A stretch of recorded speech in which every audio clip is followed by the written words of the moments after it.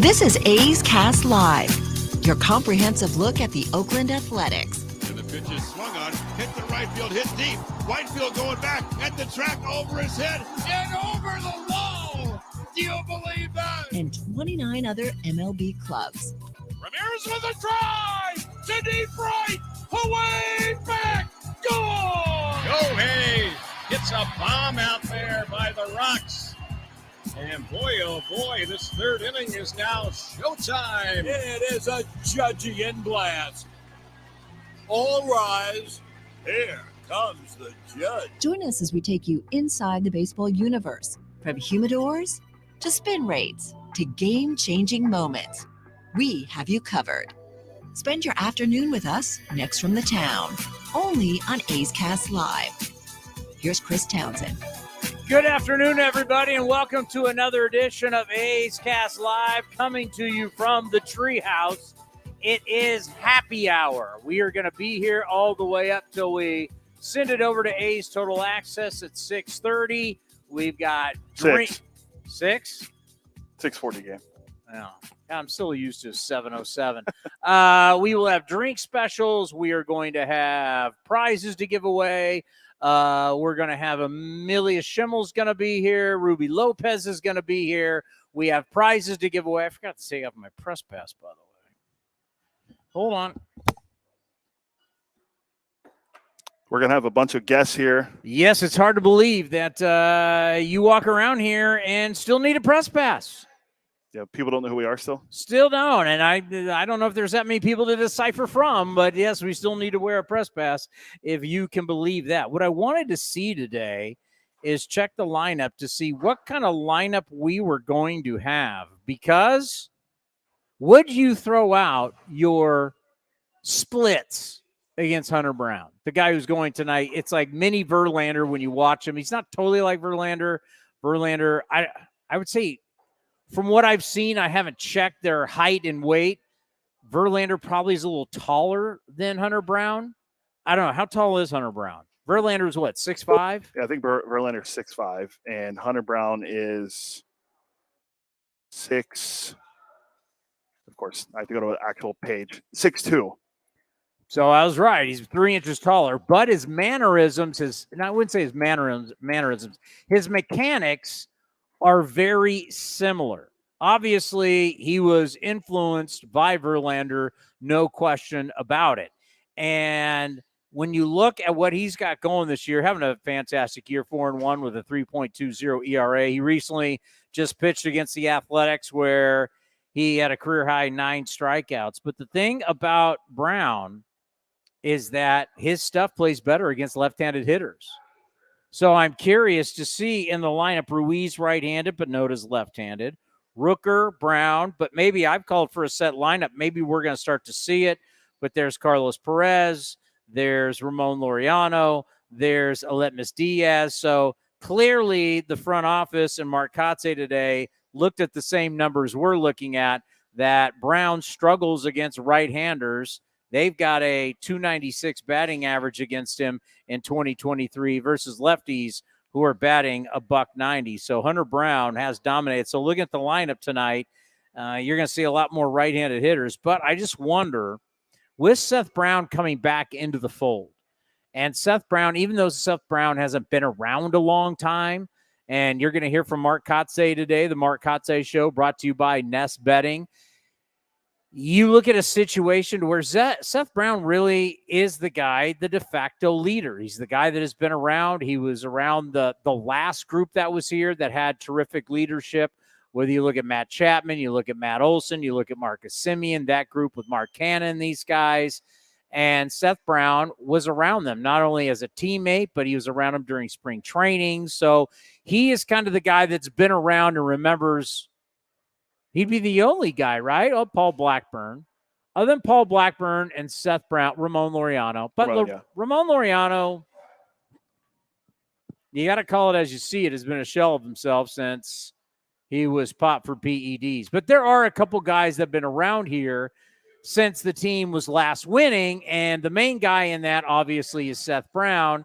And I could see And I'm saying this after we've had a long conversation with Mark Kotsay on and off the air today in his office. You'll see the interview coming up here.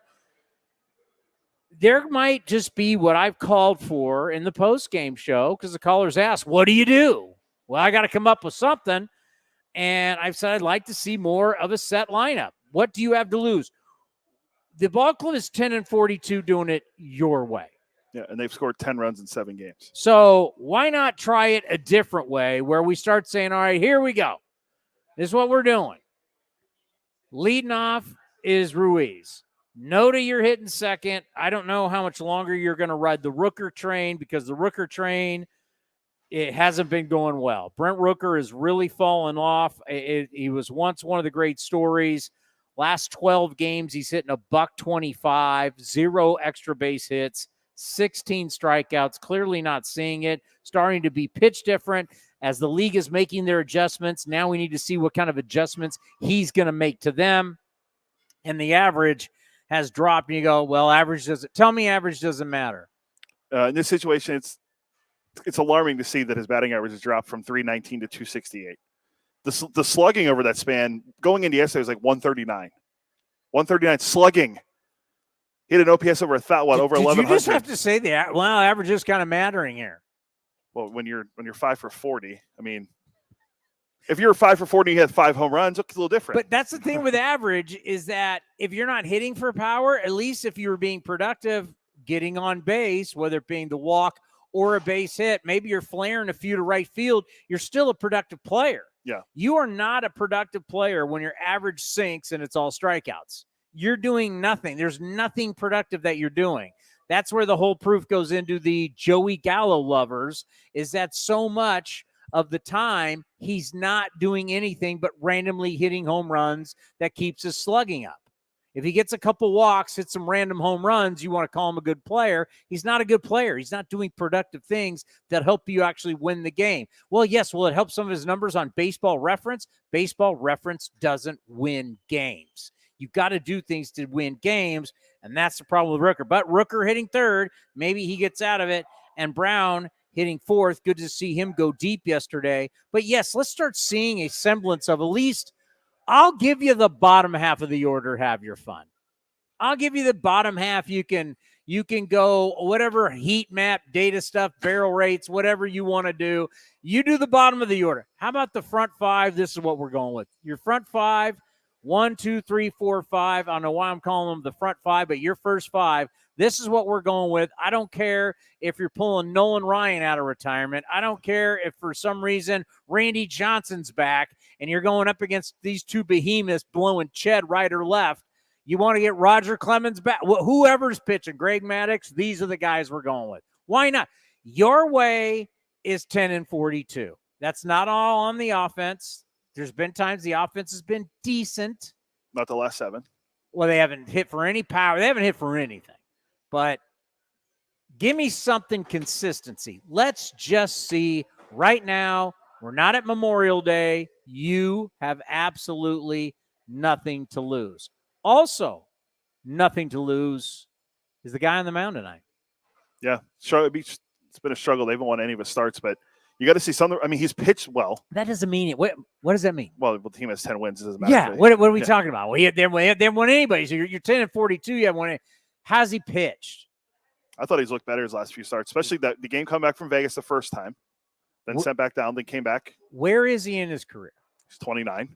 He doesn't have the days of he's a top prospect out of UCLA and people loved him at UCLA. He's a Yankees pick. Oh, he was a Yankee top prospect. That stuff's all gone. You're 29 years old. You're figuring out right now who you are. Can you get outs at the big league level? Because from here, they can't move him. It's not like teams are going to be like, oh, what do you want for him? That's not what's going to happen. James Kaprielian is on a start-by-start, prove-it basis for his career. Because if it doesn't happen here, I'm telling you right now, where it goes from here is we'll give you a minor league invite. And if you would have told James Kaprielian when he was the number 1 15th overall, I want to say, I think he was 15th overall by the Yankees out of UCLA. If you would have told him by the time he was 29 years old, he was just going to be shopping his wares for a minor league deal, that's not where he would have saw his career. That's where he is. So every single time he looked good in his last start against Houston. Now you're getting Houston again. And that's a challenge of a team seeing you for the second straight start as the A's were just down there and got swept. But, if there's any type of future for him, he's still cheap. That's good for his career. But he's on a prove-it type system at this point. I mean, this is still the land of opportunity. I know everybody's looking at the record and worried about the record. I mean, for the players, you are in I make it here. You want to go Sinatra? I'll go Sinatra on you. You make it here, you can go anywhere. Like, you do it here, and you start putting them numbers here, whether it's going to be this front office saying yes or it's another front office. Take a guy like Noda. Noda right now will get a job somewhere else based off what he's done. Now, I hope he's not leaving. I don't think he's leaving. I'm just using him as an example. What he has shown the baseball world, it's an audition every day. The great Johnny Gomes. Johnny Gomes is back with NBC California today, correct? That's what you told me yesterday. Stu's last show. So it'll be Brody and Johnny today on NBC Sports NBC Sports California A's pregame live. Johnny Gomes has a great saying. I almost want to make T-shirts. Everybody wants to make T-shirts around here for some reason. All right, this is what we should make a T-shirt. And you should think about this every day. You want to know how you should think about this? What is it? Every day is a job opportunity. Every day is a job audition. Every day you're auditioning. Every single day. We're auditioning right now. You don't know who's watching. You don't know if maybe CBS or NBC or Fox or whatever needs a late-night talk show duo. Move over Johnny Carson. It's A's Cast Live. I would say move over Fallon. Here we come. Who else is on late night? Seth Meyers. Yeah. Conan O'Brien, he gone. Letterman, he's gone. Townsend's in. Yeah. Let's go. Who's the other one? Jay Leno. We can replace all of them. Hey, you said Johnny Carson already. Yeah. There was a great video circulating yesterday of Johnny Carson and Bob Uecker. And Uecker, they pulled up a team photo of the when Uecker was on the Cardinals with Bob Gibson, and they're sitting next to each other. And they brought it up on Johnny Carson's show, and Uecker sitting there, and it's him holding hands with Bob Gibson, and it's like a whole running. It was like 45 seconds. Did you send that to me? Yeah, I didn't watch that. Super 70 Sports shared it on Twitter. It was pretty good. So no one knew Gibson and Uecker were holding hands. No, or holding hands during that. It tells you how talented Bob Uecker was. He was on. He still is. Johnny Carson. A ton. It was like almost 100 and times. We're talking about Johnny Carson was the #1 television. There was no cable. There weren't all these options. And Johnny Carson was the #1 TV show in America for a long, long time. That's why Johnny was rich. And Bob Uecker, I think Uecker even guest hosted the show. That's how big Bob Uecker was. So he's a nobody catcher with a baseball story life. And to this day, Ford C. Frick Award winner. Still broadcasting for the Brewers. Yeah. Does he just do home games? Yeah. So when we go there, what is that? After the Miami-Pittsburgh trip, I think he'll be calling the games there. Did anybody tell Uecker they got to redo that dump of a stadium that was open in 2001? Miller Park, you call it something now? What American Family Field. God. I thought it was Family Insurance. I think Family Insurance is it, but it says American Family Field. I know it's all over Twitter. I mean, I've been seeing Dominic Cotroneo, the son of the great Vince Cotroneo, talking about TV star Vince Cotroneo. Yeah, I think Johnny's on TV this weekend. Are we going to have to kind of put their egos back in the box here? They're now walking around as TV guys now. Now they're walking around like they're Johnny Carson. Everybody thinks they're Bob Costas these days. I'm just trying to think. Okay, who would be more Costas, Johnny or Vince? I'm going to go Vince. Who's Al Michaels? Vince. Bob Costas, friend of the program. Yeah, Al Michaels not. I've tried. He responds. He just says, I don't want to do it. I got to deal with Al Michaels for a Sunday night football game here at the Coliseum. I think it was Raiders Chiefs, and I got to have a little brief conversation, broadcaster to broadcast. That's how I saw it. I don't know how he saw it. But yes, the legendary Al Michaels and I chopped it up a little bit here at the Coliseum. He probably saw it as a some nobody and wants to talk to me for a few minutes. Great. Who is this kid and what is he talking about? And just move it along. What about Marquise Toyasa Sopo? What does he want to talk about? Insert random Raider quarterback here. I know. I was getting into the Olympics. I was talking about hockey. I was talking about, one of the greatest lines in the history of sports.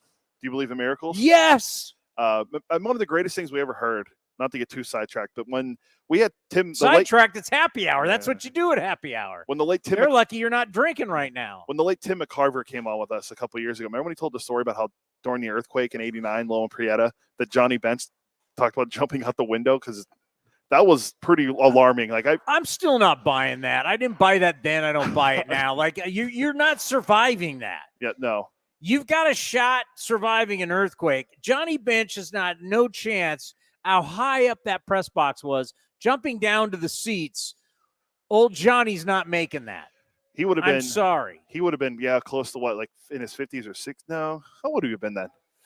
Because we played. Johnny retired early. Johnny retired in his 30s, I believe, or right around 40. So he would have been in his late 40s, early 50s. Yeah, Johnny wasn't that. I mean, Johnny Bench is what, in his 70s, but he was a younger.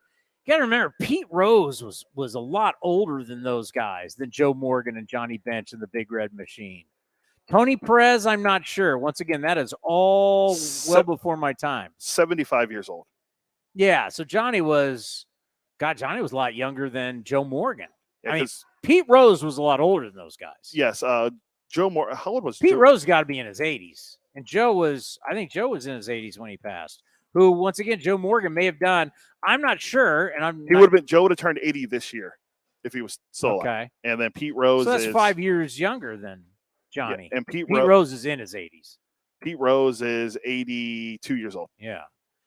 Remember back, and Ken Korak, who's not here, but if he was here, we could talk about it. The great voice of the A's, when we were doing the COVID shows, and we were doing the show with Ray Fosse, and we were doing the 1972 World Series, and Joe Morgan was kind enough to come on, and because there was nothing going on, so we're like, what are we gonna do? We got to do something. So we started replaying World Series games, and it was Game 1 of the 1972 World Series, and we did like a pregame show. It was awesome. I mean, you got Ray Fosse, you got Ken Korak, and Joe Morgan joined us. Yeah. I remember, and it wasn't that long after that Joe Morgan passed away. So I don't know how many. I mean, it might have been his last interview, or at least it was one of his last interviews. Do we still have that somewhere? Yeah, we played it most recently when we played the Reds. Yeah, it was so hard to believe that we interviewed him. Then, when he passed away, I was like, wow, we just saw him, because it was on video. We got to see him on video. We weren't streaming then, were we? No, it was still just we weren't streaming video. We were just on Acecast. Yeah, so we got to see Joe, and when he passed, Oakland's own, the great Joe Morgan, talking about playing for the A's and everything. Yeah, that was one of the special moments of Acecast, when we got to talk to Joe Morgan and knowing that it was one of his last interviews. I think my favorite part of that whole timeline from 72 to 74 we did is when we did the simulcast of the 73 World Series game against the Dodgers. Or 74 against the Dodgers, and Ray Fosse was calling a game where he hit a home run in the game. Him and Ken were doing the game together, and I thought it was so great. Yeah, it was awesome. All right, who we got today? We're going to have our good friend who we talked to for it felt like an hour down on the field, our good friend Ryan Stanek.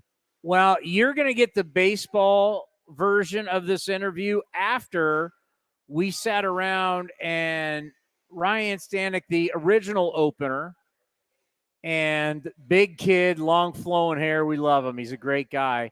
We went over a lot of subjects. We went over SEC football because he and Zach Jackson are both Arkansas Razorbacks. So we talked about how just a travesty football and college sports is about to become right in front of our eyes. When you got Oklahoma and Texas are going in the SEC, USC and UCLA going to the Big Ten. We sat there in the dugout, talked about that. And then we talked.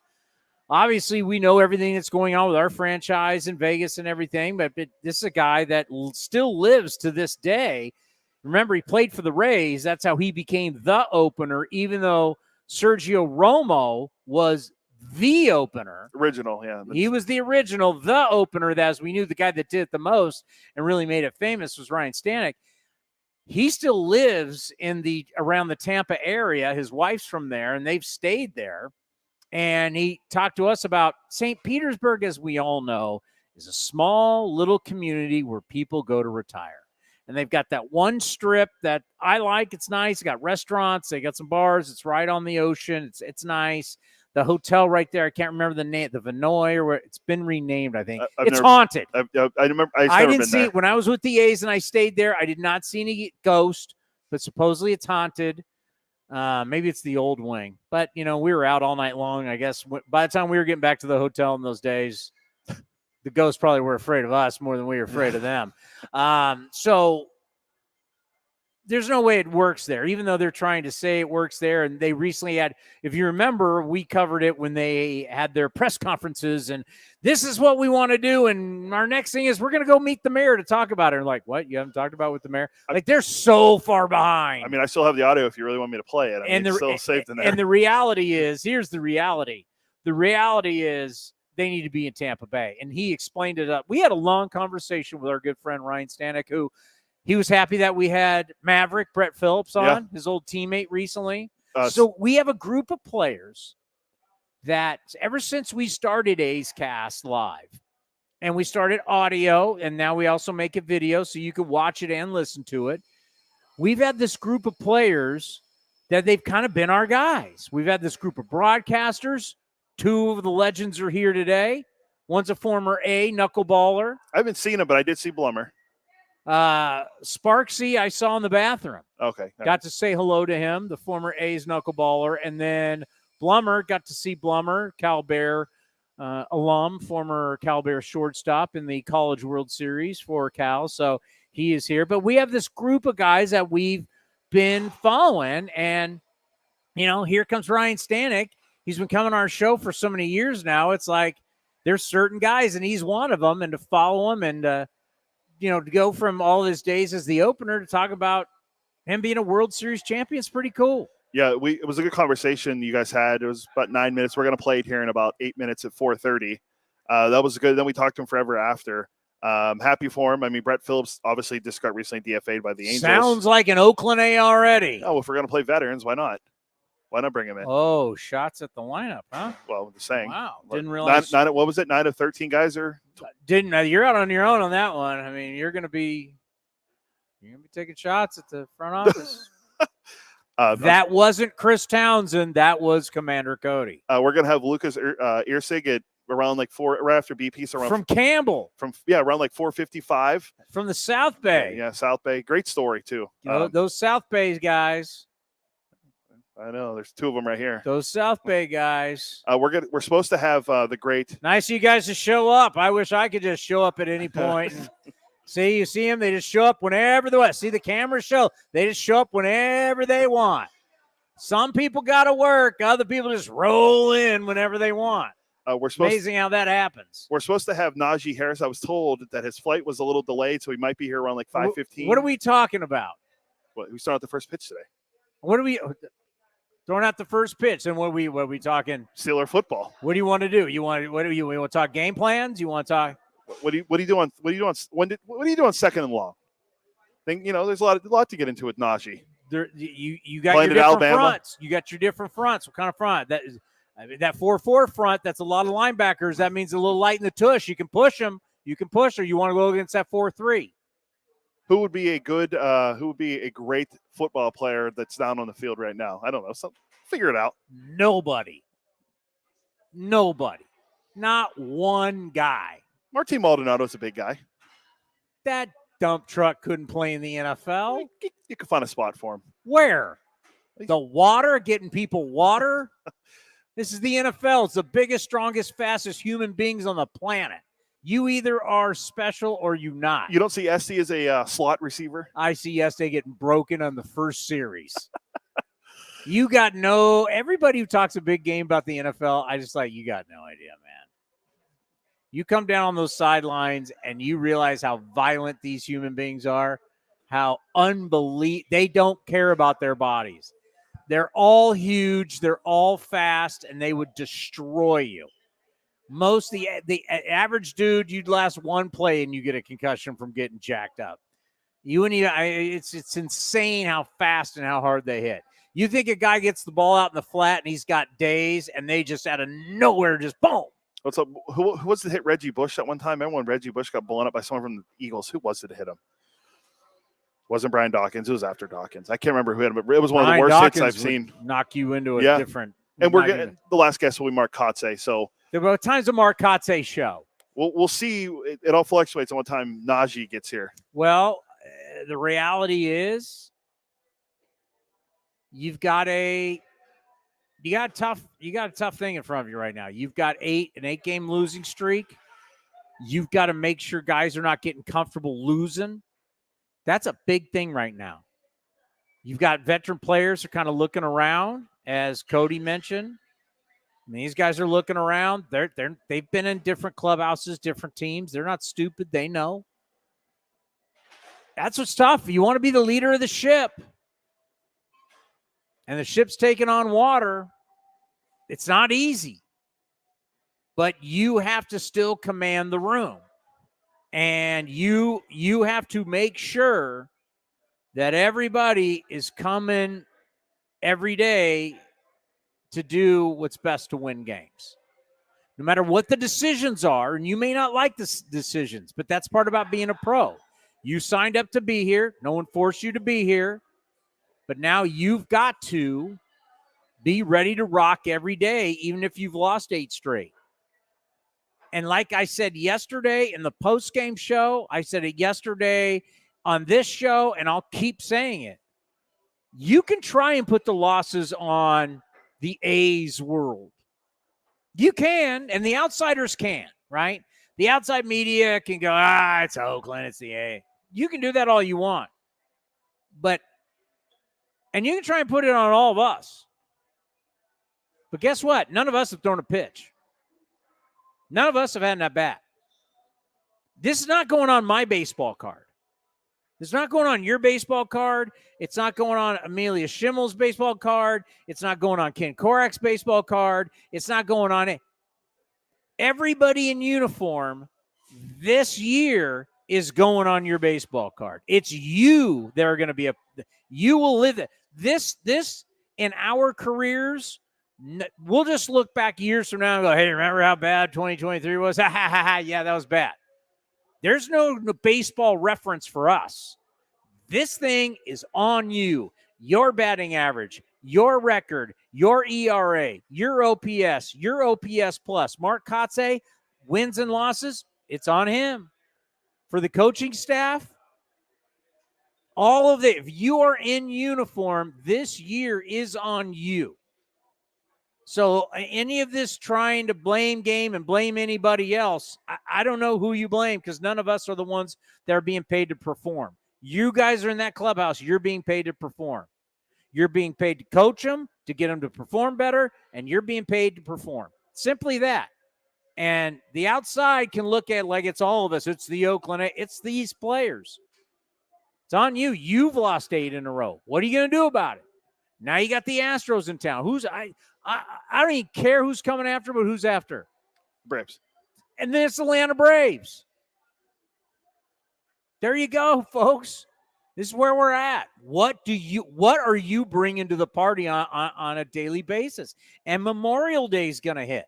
And then on Memorial Day, everybody's going to say, well, isn't this the day we kind of step back and we kind of look to see what's going on here? Oh, by the God. Oh, we're being compared to the Cleveland Spiders.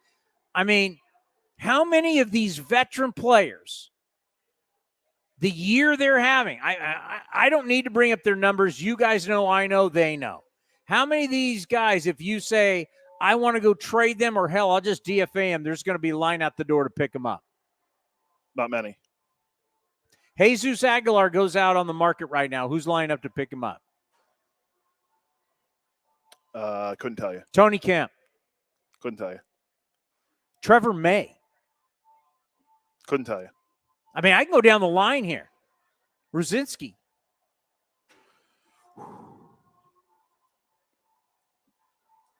No, I honestly couldn't give you a team. Paul Blackburn. Ooh. I mean, value. You think he'd have value from last year being an all-star, but he hasn't pitched. The finger issue. Maybe Hasn't pitched. might pitch next week. We'll see. I'll say less than 3. James Kaprielian going today, 29 years old. What? I mean, you don't think they've tried to deal him in the past? There wasn't takers. You throw him out on the market, he's going straight to somebody's AAA. Oh, yeah, most likely. So that's what I'm saying. You want to act, if anybody wants to act like this is not on the players, I'm telling you right now, if you guys leave, if these players leave here right now, where do they go? Some are going home.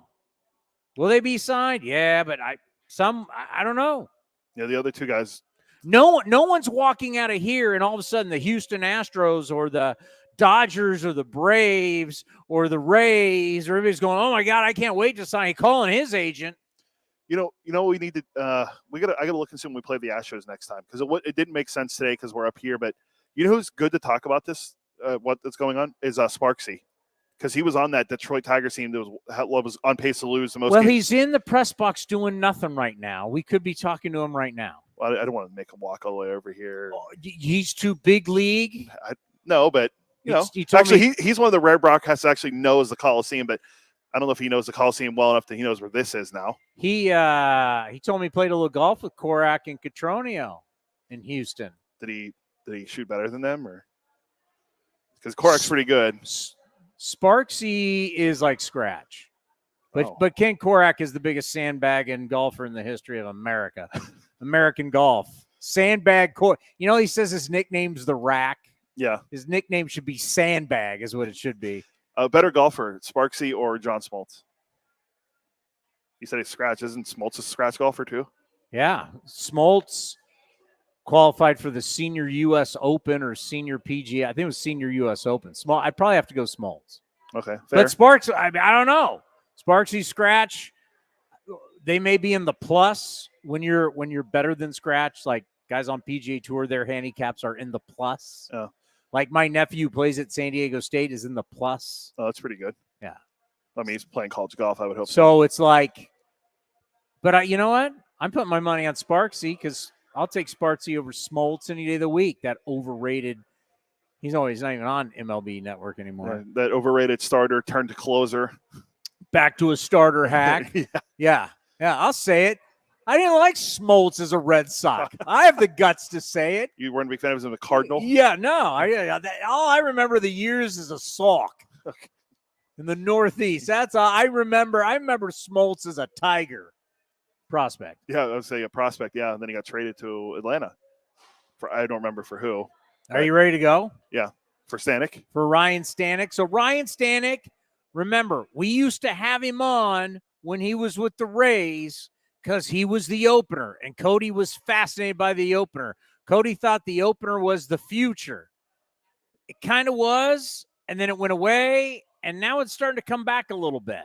And Mark Kotsay a little bit later today at 5:30 is going to talk about that. Now, by the way, can I spill the beans? About the opener? Yeah. Are you going to? Oh. About my suggestion for the opener. Yeah, go ahead. Some of you may listen to the postgame show, some of you not. But I've been saying in the postgame show, there's one job I want for Fuji because I don't trust him in a game that matters coming out of the pen. I don't trust him as you're the starting pitcher today.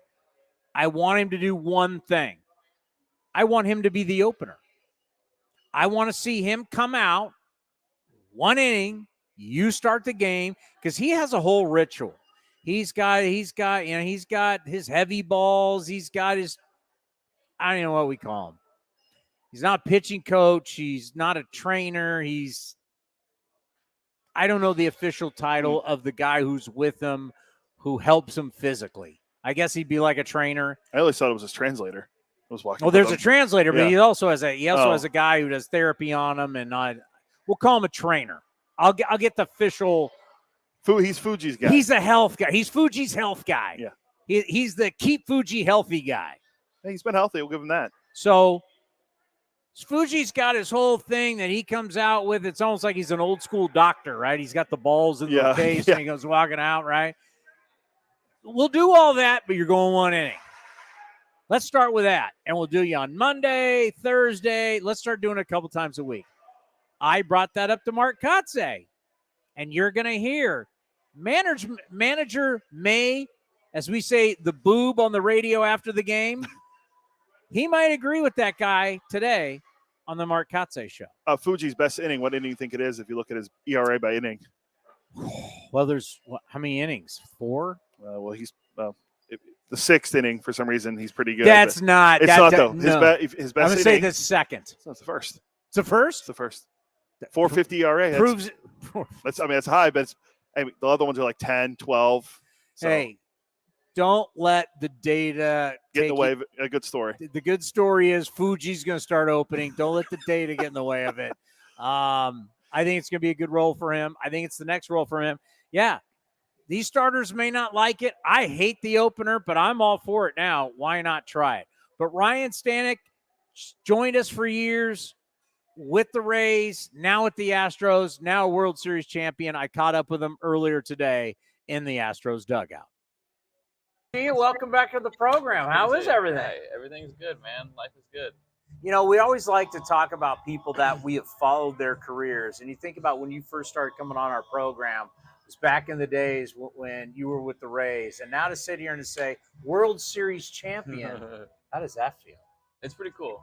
It's something that obviously as a kid you dream of, and like that's like obviously why we play, and like the final goal like at the end of the season. So it's pretty cool to have that feeling and like really feel like you accomplished something. Well, and to think about, you knew you're on good teams with the Rays, but when you got to this point and to the Astros, you knew I really got a shot. Mm-hmm.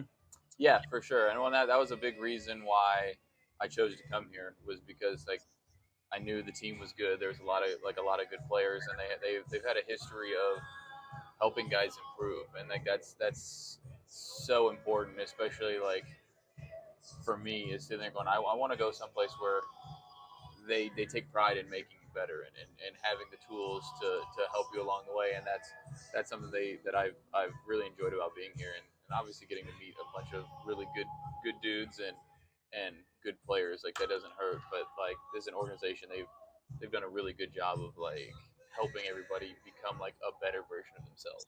That is unbelievable, because you think about, you guys are here at the highest level, and you think that everybody has the best coaching, but you realize some teams with their data and with their coaching, they're just better than others. And we started hearing about how Garrett Cole got better here, Justin Verlander got here. Now you come here and you're talking about that. So what was it with you? Because you were already fantastic with the Rays. What was it when you got here that they said, let's do this, and you got better doing it? I feel like it's not complete overhauls. It's little adjustments on like what you already do good and improving what you do well. So I think that's such a like fine line that some organizations do really, really good is like, all right, this is what I know you're good at, and like how can we make that just marginally better, and that makes such a big difference, because if you're improving things that you already do well, but like those are the things you do most often. If you do the things you do most often better, like it's going to be better. It's like it's a no-brainer. Yeah, it's not always working on the major weaknesses, because most of the time it's like if you're playing and you're like, well, if I'm going to get beat, I'm not going to get beat on my weakness. I'm going to go out there and get beat on what I do best. So you want to make your weaknesses better, but also like as long as your strengths are also getting better at the same time, like you become just a more well-rounded player. I think that's such a good trait that this organization has done. Is like they've done a really good job of identifying like the things that they think will be successful in the clubhouse and on the team for what the team needs, and then being able to go, hey, we really like this, you should do more of this. We don't like this, that's not going to play with what you do as well. So hey, maybe do less of this and more of this, and you kind of hit a steady upward swing. Well, I think what's interesting too with the reliever, it's not like you're working on 4 or 5 pitches, right? You have what you do. It's making not to say the little things, but the few pitches you have, making them better. Versus if I'm dealing with a starter, there's a whole arsenal that you're worried about, and how many innings you're going to go through, and how you attack lineups through a different time. You're coming in to blow everybody away. Yeah, let the hair flow and let it fly, baby. Yeah. No, I mean, I think that is a lot of it is, they like kind of hone in on those things, and it's actually like relaxing knowing that the the excess thought kind of gets taken out of it. You're going, okay, well, I don't have to over analyze this and this. Like, these are like, you get a handful of cues that you're like, all right, that's what I need to focus on. As long as I'm doing those things, the results should follow. And like, obviously not everything always goes according to plan because it's baseball and baseball happens. But yeah, you get into those things where it's like, okay, well, I want to make my slider a little bit better. So how do we do that? Do we want the shape to be a little bit bigger? Do we want it to be more down, more horizontal? Do we need it to be the same shape but throw it a little harder? Do we need to figure out how to keep the ball on the plate a little bit more, or work to a specific zone, or whatever the case may be? You can kind of hone in on that focus a little bit because they have all the numbers that they value, and they're very good about like relaying those to you to like get the most out of you. Yeah, pitch shaping and developing pitches now is fascinating compared to just going down there with a pitching coach and doing it off field. Dusty Baker, I've been fortunate. I've known Dusty Baker since he was the manager of the San Francisco Giants going way back, and we've always known Dusty. He's from Sacramento, and lived so many years here in the Bay Area. Is one of the coolest guys. Just at the end of his career, winning a championship for him, really kind of pushing him as he's going to be in the Baseball Hall of Fame. Just what has it been like playing for him? It's been great because it's like, I mean, he's one of the guys where you never hear a bad word about him, and like one of the all-time like cool guys in the game. Like, he's just seen so much and done so much that it's hard not to appreciate the legacy that he's had in the game. Yeah, well, anybody that has sweatbands with his own picture on it, you know Dusty's going good. Yeah. Repeating. We haven't had a repeat champion since the Yankees. You got to go way back when, right? I mean, it was a long time ago. God, how old were you back in those days? Oh, the Yankees, they three-peated. That was 98, 99, 2000. Yeah, 2000. I thought it was 99, 2000, 2001. Yeah. But yeah, I mean, at that time I was 9. Yeah, you were a little 91. kid. Yeah, I was a You didn't get to Arkansas till what, like 2011 or something like that? Yeah, 11, 12, and 13. That was those were my college years. So it's like, yeah, it's a long time ago. But you guys have that chance. What do you think that would mean to go back to back? You got the team to do it. Yeah, no, I mean, I feel like we do have a good team, and I mean, going back to back is so hard. Like, it's so hard to win. Like, we've talked about it, like, obviously as the year has gone on, but you think about it, it's hard to win one big league game, and then you're sitting there going, all right, well, to get to the playoffs, you got to win 90. Well, used to be like 95, and at this point with the extra teams, it's 92, 93, 94 games. Yeah. Like, that's a lot of games to win, and then you have to play really good in the playoffs too. So I think it's a really tall task, but I think we have a team that's very capable of doing it. We have so many guys that have been through it and know what it takes, especially coming down to crunch time towards the end of the year. You know where you need to be at and what level you need to be playing at to win playoff baseball games. And I think if any team has a chance to do it, I think we have as good a chance as anybody. We got 2 Razorbacks. I know that Jackson is on the IL right now. I was looking at the timeline. He would have been obviously younger than you. Were you ever on the same team together? Yeah, I think his first year we were. Yeah, I think he was like you probably got him as a freshman. I think he was a freshman my junior year. Yeah. Anything you remember about him? Just remember he's a good kid. I mean, we talk every time that we're here. I mean, he's just a good dude, and I always follow all the Razorbacks in the big leagues because honestly, most of us were pretty close in age that are in the league right now. So it's pretty cool to see all the guys that have gotten here from where we started. And SEC football, my God! Oh, now boy. Texas and Oklahoma are coming in. It's like, wow! It's SEC football is a joke. It's Yeah. incredible. Yeah. Well, let's end on this. You know, we used to always talk about you being the opener, and we were so curious to see like the arbitration process, then free agent. But now we don't even do that anymore. We just call you World Series champion. How's that? A little bit better than the opener. Yeah, You're the World Series champion. Yeah, a little bit. I like that better. Hey, congratulations. Nice. We've Thank loved you. following your career. You know, we've Appreciate been a big fan for a Yeah, long time. appreciate it. Raised the Astros, and good luck with everything. And we'll talk later in the season. Yes, sir. Thank you. Appreciate it. Ryan Stanek, World Series champion. It was brought to my attention how much bigger he looks than I do sitting there on the bench. I mean, I wasn't lying. He does. He's a monster. When he stands up, what is he, 6'7", 6'6"? Let's see. Stanek. Well, And he had cleats on. He had his spikes on. yeah. And don't forget he had that luscious those. The locks. flowing hair. I'm jealous. He's 6'4". No way. That's what Baseball Reference says. How much does he weigh? He's a big dude. Says he weighs 226. So, but you realize in spikes that adds to your height. Can you imagine? Imagine being up there hitting and he's up there on the mound and that whole big, the hair is flowing and he's bringing it. Can you imagine? I didn't look up how he's doing this year. He's got 3-something ERA. He is 3.86 ERA last year, and 59 games last year, a 1.15 ERA. You bring him here to Oakland right now, he's our best pitcher. Oh yeah, he could be. Hey, he could be the opener. He'd be our best pitcher. Yeah, I don't know if you want him being the opener. Maybe he becomes the bulk guy. Well, you're not gonna throw a bunch of innings, but he'd be the. If you just said you pulled a Ricardo Rincon trade and you send him over to the A's clubhouse, he'd be the best pitcher on the staff. Oh, without a doubt. I would have him be the opener, to have him be the closer. You can put him in every role possible. You want to hit third?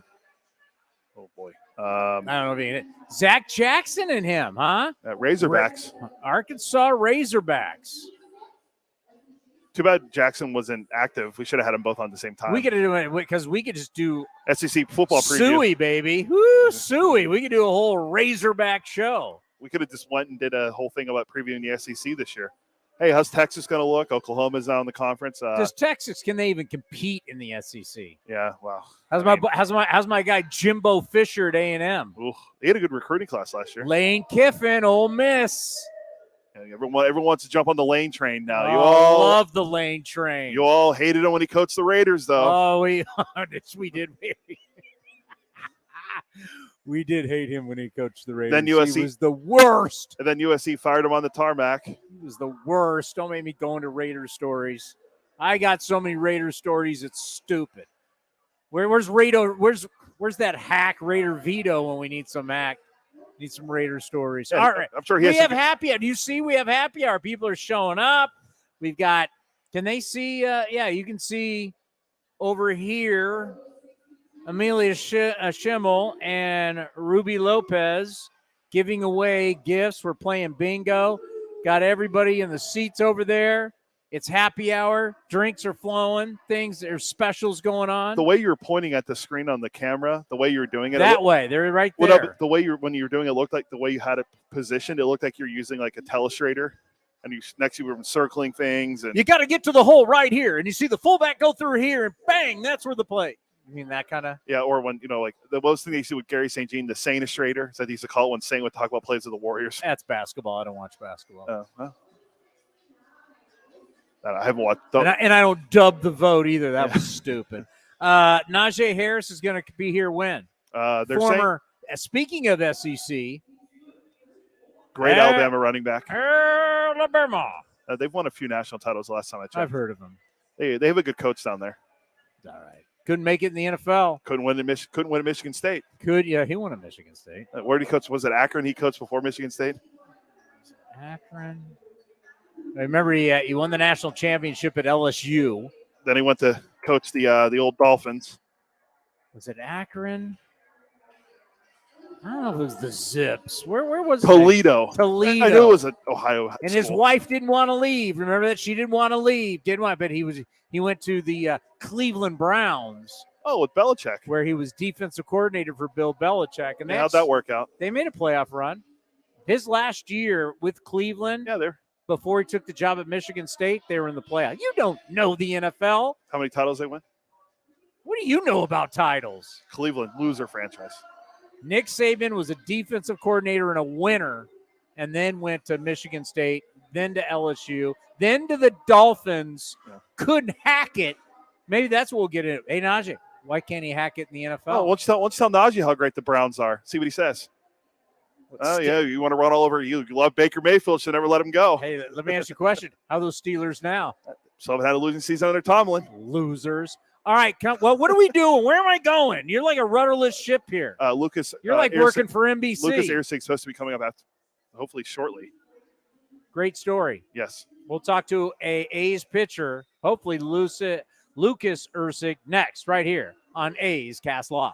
This is Chris Townsend. There are two things that are a must for me: comfort and style. Whether I'm playing golf, going to dinner, I've got to have the right feel. That's why I've partnered with Linksole, and you're going to love Linksole. They have just released their new spring line, new fabrics for their polos, lightweight and perfect for technical performance. Linksole also has new styles for their layers and hoodies with cool prints and seasonal colors. You know what they say in the big leagues: look good, play good. Go to linksole.com. That's linksole.com. Chevron with Techron has unbeatable engine cleaning power, and it gives you unbeatable mileage for all kinds of unbeatable destinations, like time in the sun at the beach, or time in the sun riding roller coasters, or a day in the sun hiking mountains. Well, probably just one mountain would be enough for a day, but hiking a mountain is still an unbeatable choice for how to spend time. Download the Chevron app now to get unbeatable mileage at locations near you. This is Chris Townsend, and if you're looking for a great place to eat and watch games, go see my friends at the Chicken Pie Shop at Walnut Creek. The Chicken Pie Shop is one of the hottest restaurants in Walnut Creek. You're not going to find a better menu, and come try their world-famous chicken pie that has been served in Southern California for 86 years. Spacious indoor and outdoor dining, perfect for your next private party or corporate event. Don't forget free parking. For more information, go to chickenpieshopwc.com. That's chickenpieshopwc.com. If you're looking for a new mattress, Nest Bedding has you covered. Sleep on the same mattress Hall of Famer Ricky Henderson sleeps on. Nest Bedding is the #1 brand of online mattresses and the Bay Area's favorite mattress store. Take home the Easy Breather pillow. The New York Times calls it their #1 pick. You can navigate their easy-to-use website, nestbedding.com. That's nestbedding.com. Green and Gold fans, use the coupon code Oakland and you get 10% off your entire order. Nest Bedding, love where you sleep. Thanks to the Xfinity 10G network, my little brother's friends won't leave our house. When I was their age, internet with basically no interruptions was a pipe dream. You sound like my grandpa. Now through April 23rd, new customers can get 200 megabit Xfinity internet during our limited time Xfinity 10G network launch celebration for just $25 a month for 2 years. Go to Xfinity.com/10G, call 1-800-XFINITY, or visit a store today. Requires paperless billing and autopay with stored bank account. Restrictions apply. Taxes and fees extra. After promo, regular rates apply to internet service and devices. Actual speeds vary. It's Kids Cheer Free all summer long. Bring your kids ages 14 and younger to the ballpark on Sunday home games for free. After the game, race around the bases with Stomper on the same field that your favorite A's players do. Get your tickets now at athletics.com/kidsfree.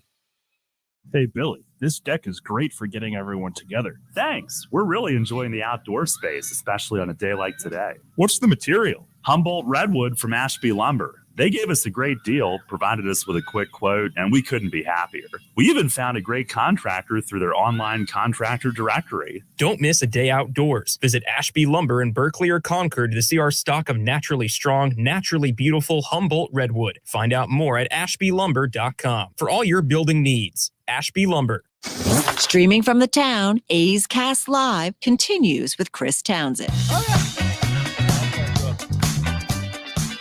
Lucas Erceg joins us here on A's Cast Live, just chatting it up to South Bay guys as he grew up down in the South Bay, grew up in Campbell, and man, it just has to be surreal, right? Playing in the Bay Area, growing up here and being with the A's here. Let's get this up here. Gary, is that better? Yeah. How is it? I mean, playing in the Bay. I've told plenty of people this over the last couple of days. It's just baseball's it's full circle for me. Growing up in the Bay Area, being an Oakland A's fan myself, and going to Cal, and eventually getting drafted by the Brewers and all that stuff. But to be able to be here and have this opportunity to pitch for my hometown team is it's surreal. I still haven't come down from it. I know, it's just like you're wearing the uniform, and first time you're wearing the uniform, you walk out onto the field. What was that like? Just a bunch of memories of me, going to A's games growing up. I've never actually stepped foot in on the field. So, doing that for the first time, it was kind of like a fresh breath of fresh air. You've had a very interesting story. Talk about that story of getting drafted and just how everything has been for you to where you are now. Yeah. I did both in college. I hit and pitch, and when I got drafted by the Brewers, the pitching took the back seat and kind of kept it in my back pocket, but never really thought of it as being a reality. So for me to revisit being a pitcher and kind of saying sayonara to the offensive side of baseball, it was a little hard for me to understand at first. I didn't really want to let go of that passion that I had for hitting, but developing more and more into a pitcher season by season for the last couple of years has really put things into perspective for me, and realizing that not a lot of people get the second opportunity that I did, and I made sure that I was going to do everything I could to take advantage of it. Now, we have mentioned here on this show, if the A's get in a pinch, I looked at your numbers. You hit bombs at AAA. I'm just saying, if the A's get in a pinch, I'm looking down. I might be saying, Erceg, grab a bat. I mean, you've got numbers in AAA. Mm-hmm. What do you think if, like, all of a sudden they said, hey, man, get the bat. Let's let it rock. I'm definitely not asking, for approval or anything like that, but I'd always be ready for sure. Because you had some pretty deep. I mean, it's not like you didn't have numbers at AAA. You had numbers. Yeah. I swung it a little bit for sure, but that's not. Haven't picked up a bat in a couple of years, and it hasn't really been a thought for me. But like I said, if the opportunity presents itself, then I'm more than willing. We always talk about how things change in our life beyond what happens between the line. Talk about changes in your life off the field are the reason why you're here today. Yeah. I made some off-field changes, and I think COVID really exposed that for me. Putting down the bottle was one of the biggest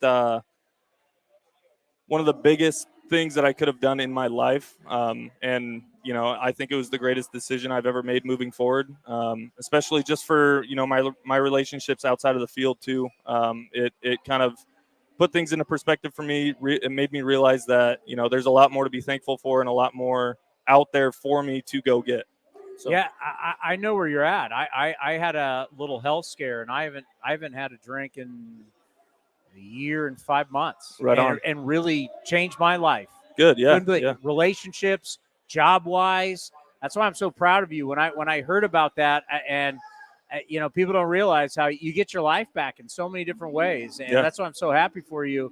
The battle on the outside has helped you so much now. 100%. And I keep going back to it, but it's a perspective thing, and you find out how much more thankful you are for these little victories that you can find throughout the day. I think those are overlooked, throughout the course of your day. But something that I always go back to is just looking for little opportunities to be thankful and kind of take a step back and say, wow, that's really cool. Let's end on this. For you and for a lot of the guys on the team right now, I've always said Oakland is the land of opportunity. Just talk about this opportunity for your career and what this could mean for you long term. Yeah, 100%. I didn't believe it when my AAA manager in Nashville told me. I still don't, really believe it now. But just being here and kind of slowly realizing that this opportunity is in front of me and I'm living through it right now is just incredible. Being in Oakland, I know, we're a very young team, and I've only been here a week, but I can just tell that there's a lot of talent here, and we're just staying positive with the vibes. You know what I mean? We're not going into games thinking we're going to lose. We're just going out there trying our best and having fun doing it, and we're learning every day. Well, it's always great to see a Bay Area guy be successful, and also a guy who grew up an A's fan. I think that is always fantastic. Thanks for coming on the program. 100%. And we want you here for a long time, so we want you being on this show for a long time. Good luck to you. Sounds good to me. Thank you very much. We got more coming up next right here on A's Cast Live. This is Chris Townsend. There are two things that are a must for me: comfort and style. Whether I'm playing golf, going to dinner, I've got to have the right feel. That's why I've partnered with Linksole, and you're going to love Linksole. They have just released their new spring line, new fabrics for their polos, lightweight and perfect for technical performance. Linksole also has new styles for their layers and hoodies with cool prints and seasonal colors. You know what they say in the big leagues: look good, play good. Go to linksole.com. That's linksole.com. Unbeatable mileage from Chevron with Techron unlocks all kinds of unbeatable trips. Like to family dinner the next town over, or to a family wedding the next town over, or even to a family reunion over the river and through the woods at Grandma's house. Any drive is worth it to see Grandma, especially when you can stop along the way for unbeatable cleaning power from Chevron with Techron. Your engine will be thanking you for making the trip. Download the Chevron app now and find unbeatable mileage near you. This is Chris Townsend, and if you're looking for a great place to eat and watch games, go see my friends at the Chicken Pie Shop at Walnut Creek. The Chicken Pie Shop is one of the hottest restaurants in Walnut Creek. You're not going to find a better menu, and come try their world-famous chicken pie that has been served in Southern California for 86 years. Spacious indoor and outdoor dining, perfect for your next private party or corporate event. Don't forget free parking. For more information, go to chickenpieshopwc.com. That's chickenpieshopwc.com. Hey, Billy, this deck is great for getting everyone together. Thanks. We're really enjoying the outdoor space, especially on a day like today. What's the material? Humboldt Redwood from Ashby Lumber. They gave us a great deal, provided us with a quick quote, and we couldn't be happier. We even found a great contractor through their online contractor directory. Don't miss a day outdoors. Visit Ashby Lumber in Berkeley or Concord to see our stock of naturally strong, naturally beautiful Humboldt Redwood. Find out more at ashbylumber.com for all your building needs. Ashby Lumber. Baseball season is officially here, and there's no better time to build your collection of Topps trading cards. Topps packs feature everything from top stars, rookies, game-used memorabilia, and autographs from players around the league, as well as special inserts and surprises. Visit your local hobby shop, retailers, and Topps.com to collect the first product of the season, Topps Series 1 Baseball. Follow @Topps on social media to join the conversation and start sharing your collection today. If you're looking for a new mattress, Nest Bedding has you covered. Sleep on the same mattress Hall of Famer Ricky Henderson sleeps on. Nest Bedding is the #1 brand of online mattresses and the Bay Area's favorite mattress store. Take home the Easy Breather pillow. The New York Times calls it their #1 pick. You can navigate their easy-to-use website, nestbedding.com. That's nestbedding.com. Green and Gold fans, use the coupon code Oakland and you get 10% off your entire order. Nest Bedding, love where you sleep. Thanks to the Xfinity 10G network, my little brother's friends won't leave our house. When I was their age, internet with basically no interruptions was a pipe dream. You sound like my grandpa. Now through April 23rd, new customers can get 200 megabit Xfinity internet during our limited time Xfinity 10G network launch celebration for just $25 a month for 2 years. Go to Xfinity.com/10G, call 1-800-XFINITY, or visit a store today. Requires paperless billing and autopay with stored bank account. Restrictions apply. Taxes and fees extra. After promo, regular rates apply to internet service and devices. Actual speeds vary. Innovation is at the core of Cal State East Bay, like at our Green Biome Institute, where faculty and students preserve genetic information from California's endangered plants, or how we open doors for local entrepreneurs at our Small Business Development Center. From educators to nurses to STEM professionals, Cal State East Bay has real impact throughout the region's neighborhoods, boardrooms, and the entire economy. Be part of the innovation. Connect with Cal State East Bay at csueastbay.edu/impact. Calling all kids. It's Kids Cheer Free all summer long. Bring your kids ages 14 and under to the ballpark on Sunday home games for free. After cheering on your green and gold, race around the bases with Stomper on the same field that your favorite A's players do. Get your tickets now at athletics.com/kidsfree. That's athletics.com/kidsfree.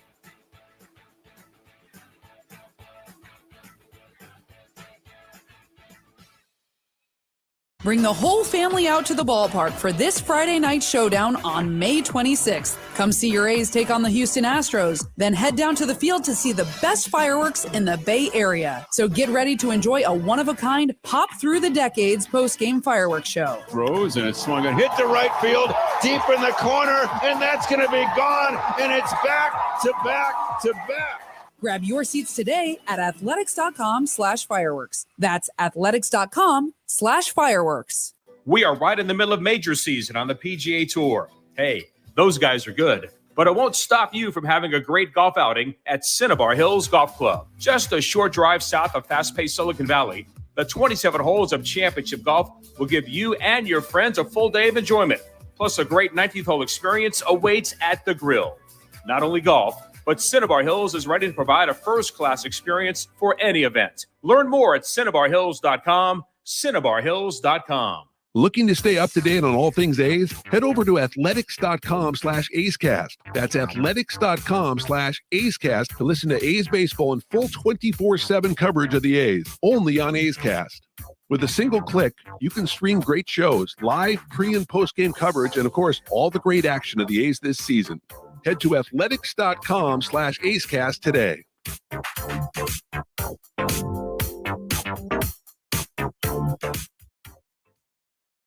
A's fans, there is no better way to stay in touch with the A's and even our players than following us on social media. Just head over to athletics.com/social. That's athletics.com/social for a full list of our social coverage, from player accounts to Twitter handles and more. Now is the time to stay in touch. Head over to athletics.com/social. That's athletics.com/social today. A's Cast Live continues from the Treehouse. Here's Chris Townsend.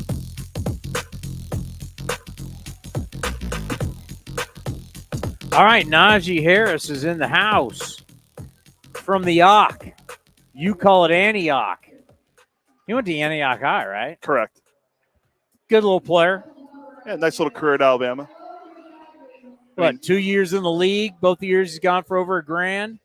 Yeah, he's been a good addition to the Steelers offense. I'll say that. Oh, I cannot wait. They're showing the giveaway for June 18th. I cannot wait for Hawaiian shirt A's giveaway day. What is that? Is that on Father's Day? I think it's on Father's June Day. 18th. Is that Father's Day? I believe it is. Well, I gotta have one, and it is Father's Day for me. Yeah. Really, as you know what I call Father's Day. Mother's Day Part 2? Mother's Day Part 2, yeah. Where it's all of a sudden, well, you need to take the kids, and you need to, oh, really? That's what my dad calls it, too. It's totally Mother's Day. And my sister and I are Part both in our 30s, but it's still Mother's Day. He's all Najee's decked out. He's decked out all in A's gear. Right now, he's doing bingo. We're going to have him here in the next 10 minutes or so. Did he think? Got to ask him. Highlight of your career doing bingo in the Treehouse. Did you think when you get drafted out of Alabama, when you the riches would be the bingo happy hour before an A's game? When you committed to play at Alabama out of Antioch, did you ever think did you ever imagine you'd be doing bingo before an A's game? Did Nick Saban say that someday you could do bingo at the Treehouse for happy hour? So throw out the first pitch. I didn't think about this. So Saban goes through a lot of offensive coordinators. Well, wait for it. Those guys get hired to be coaches somewhere. Head coaches. Who was his offensive coordinator when he was there? Sark. Was it Sark? It wasn't Bill O'Brien. It wasn't Lane. It wasn't. Yeah. Whoa. Josh Jacobs. He was there with Josh Jacobs. Jacobs, nice little player. Jacobs, former Raider. Josh Jacobs was there. He got playing time when Jacobs left. Yeah. Did you say former Raider? He's still there. I said Raider. Oh, he said former. I say he's still there. I know they picked up the 5th-year option, but he's still there. We getting him or what? I said they stole him over for bingo. We got the Mark Kotsay show we got to get to. It's 5:08. What time are we out of here?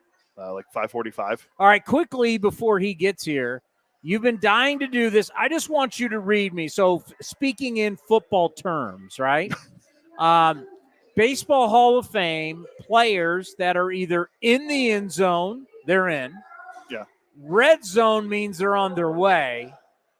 And then what are we calling the guys on the out? Third and long? Third and long, yeah. Get it? Third and long? Hail Marys. Then you got your Hail Marys. They don't get in. Yeah. All right, give me the names. Who's he claim is in? I'll say whether I agree or not. All right, so he has the categories in right now. Future Hall of Famer, Mike Trout. Yes. Future Hall of Famer, Justin Verlander. That is a better way to put it because you have a guy who's had a full career. Yeah. Verlander is just extending a full career. Trout's not there yet, even though Trout's over 70 WAR. That would put him as a Hall of Famer. Trout has years to go. Yeah, he's only 30. But, okay, yeah, Verlander, no question. Even though there were people a few years ago who went, Verlander really a Hall of Famer? And you're like, yeah, of course he is. Future Hall of Famer Clayton Kershaw. Of course. That's a no-brainer. Future Hall of Famer Max Scherzer. No-brainer. Miguel Cabrera. No-brainer. Zach Greinke. He's an over 70 WAR. He is N. He's getting last one. Joey Votto. Ooh. Red zone or N? He's under the in right now category. I love me some Joey Votto. I think if you're going to put in, what's the guy where's third baseman? We just put in Scott Rowland. Scott Rowland. You're putting Scott Rowland in, you're going to put Votto in. Yeah, I think Votto. The last couple of years, he's been hurt this year. I don't know if I'm like skipping past Willie Mays' plaque to go see Joey Votto, but Votto's had a nice career. I'm not going Ted Williams. Oh, yeah, I want to go see Scott Rowland. I'm not going to go look at. I'm not looking at Ted Williams, or I'm not looking at Ricky Henderson because I want to go see Scott Rowland's plaque. But Votto has a 64.5 WAR. Votto's walking his way into the Hall of Fame. Let's be honest. 297 average, 342 home runs. He barely has I have not seen Baseball Reference. I have not looked at it. I'm just telling you, I'm going off. I bet you he's barely over 1,000 RBIs. 1,106. And I don't even have to look at Baseball Reference to know that. That tells me one thing. He's a modern-day, on-base, walking machine. I love Joey Votto. I've said it before. I just don't think that a first baseman that barely has 1,000 RBIs should be thought of as a no-brainer future Hall of Famer. Yeah, he has 80 career stolen bases. SC might get that this year. And he has a 145 OPS plus. It's all walks. Yeah, true. Until the only year all walks. The only year he's ever really hit home runs was a few years ago. Remember when he said, I started trying to hit home runs. And he hit like 37. Walks. Walk. So it's hard for me to think of a first baseman with 1,000 RBIs being in the Hall of Fame. That's all you got. Yeah, I'm with you. I mean, I like Votto a lot, but every time they keep talking about Votto potentially being a Hall of Famer, it's like, he's on the cusp for me. He literally hit that game in the cornfield in Iowa is literally the greatest. Naji Harris is joining us here as we're getting you ready for, and he's decked out in his all A's gear. I tried it, man. I love it. How are you? I'm good, man. How are you guys? I'm wonderful. We were just joking around going, when you were with Nick Saban in Alabama, did you guys talk about, the biggest thing in your career could be doing bingo in the Treehouse before an A's game? Not a thing. He did tell me I was good at selling stuff, though. So you're throwing out the first pitch? Yes, sir. Got to be exciting? Yeah, I'm excited, man. I'm trying to hit a record. I'm trying to get like 90. If you guys, are they going to measure or not measure, but see how fast the radar gun? Yeah, they're going to do that. Are you going to go to the top of the mound? I always go top of the mound.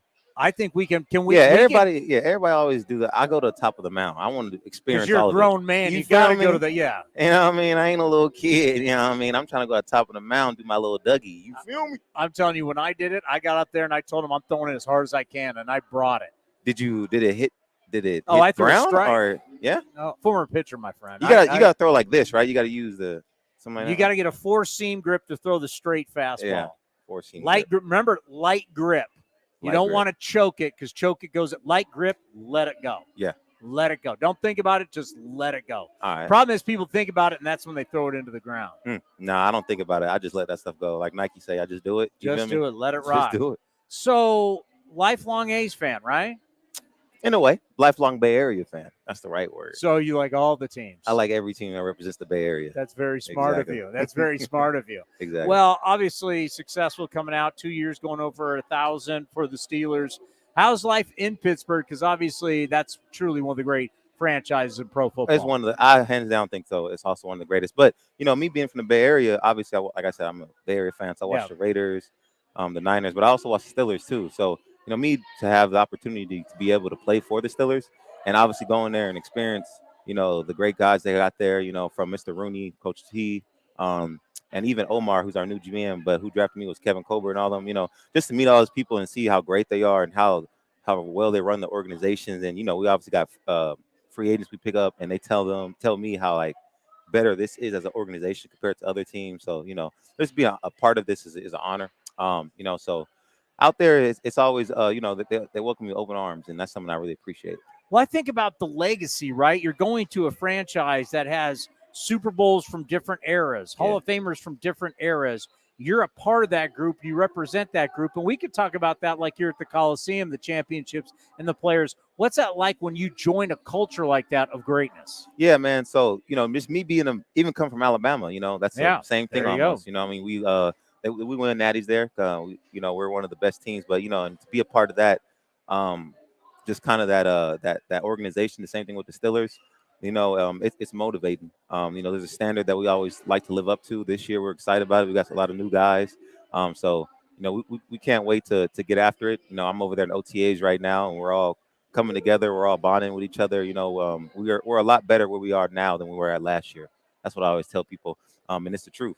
So, just to be a part of this organization and be in position to go to playoffs and win Super Bowls, and just to live up to that standard of winning is always, something that's been a part of me. And that's something I'm just can't wait to live up to. Yeah, that's the thing about the Steelers. It's not lip service when you talk about Super Bowls. Exactly. I mean, you look at one of the great franchises. Coach Tomlin is an ultimate winner. And we always get to see it from afar. I actually worked for the Raiders back in the day, so I worked some Raiders-Steeler games. He just seems like a great leader of men. Exactly. What is he like, once you see him in the locker room and you get to be around him on a daily basis? Yeah, man. So people, well, you can see a little bit on TV, obviously, but, him, he's a people's person, he's a player's person. I've been like I said, I've been to Alabama, different organization where, it's kind of more of business. And don't get me wrong, it's business too with the Steelers, especially with Mike T. But, he cares more about the people. It's more about, the players. He's going to spend time in the locker room, crack jokes, dance around and stuff like that. He dances around? Yeah, I got videos. Yeah. Hey, Mike T's actually a cool-ass dude. He's like, he has that kid in him still. You know what I mean? He's an Ivy League guy, too. Yeah. He's been around a long time, and he got kids himself. So, they keep him, I guess, kind of hip to things, music and stuff come on. So, his favorite music is Walking the Trap, Take Over the Trap. So he'd be walking around playing that stuff, all that music. So, just to be around that type of guy is somebody you really want to play for.